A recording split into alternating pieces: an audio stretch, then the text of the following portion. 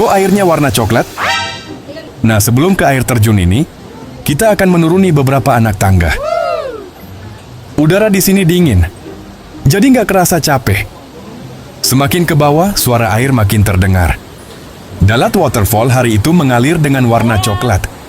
Bukan karena kotor, tapi karena tanah dan lumpur alami pegunungan yang terbawa air hujan. Jadi semua karena hujan. Aslinya mah airnya bening, guys.